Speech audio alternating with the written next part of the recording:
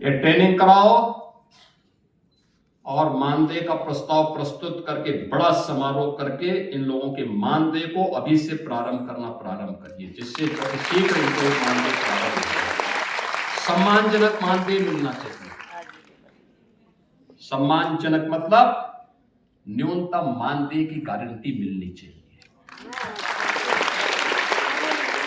हम लोगों ने प्रारंभ किया है, आप देखना इसी अप्रैल से हम लोग पहले जितने भी आउटसोर्स कार्मिक हैं उनके लिए हम लोगों ने कारपोरेशन का देखभाल कर पाएगा। और विभाग को बुला के मैंने बहुत सख्ती से कह रखा है, हर हाल में इसको लागू करो। अप्रैल से मैं चाहूंगा कि इस व्यवस्था को लागू करने की तैयारी करो। अब हम कारपोरेशन का शोषण मुक्त व्यवस्था बनाएंगे, सम्मानजनक मानदेय अपने कर्मचारियों को देंगे।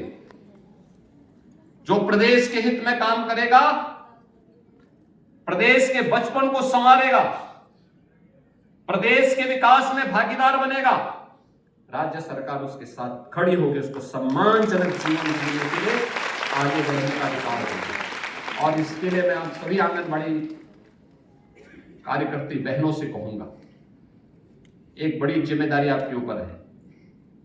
यद्यपि आपकी कार्यनिष्ठा पर कोई संदेह नहीं, क्योंकि जब इस संकट में प्रदेश था, हम लोगों ने कोरोना जैसी चुनौतियों को झेला है। और उस समय मैं देखता था बड़े से बड़े लोग, बस तीन तबके को तो मैंने अपनी आंखों से देखा, क्योंकि मैं भी निकला था। प्रधानमंत्री जी जब फील्ड में उतरे थे तो मैं भी उतरा था, और हम लोगों ने जिले जिले में जाकर के देखा था।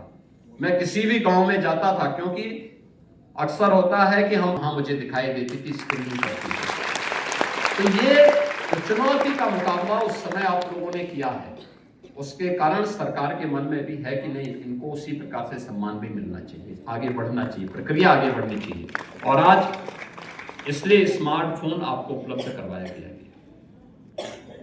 ये आपके कार्य पद्धति को और अच्छा बनाएगी, यानी आंगनबाड़ी केंद्र स्मार्ट केंद्र भी बनेगा। आपके कार्य में भी वह स्मार्टनेस दिखनी चाहिए। अब स्मार्ट सिटी ही नहीं, स्मार्ट आंगनबाड़ी भी, और हर आंगनबाड़ी कार्यकर्ती के द्वारा किए जाने वाले कार्य में भी वह स्मार्टनेस दिखनी चाहिए, और वह आप करके दिखाइए।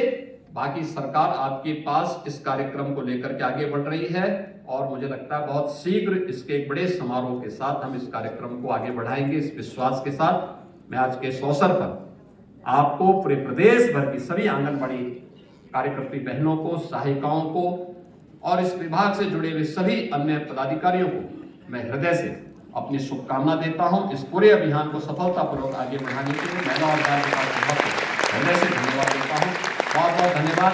जय हिंद।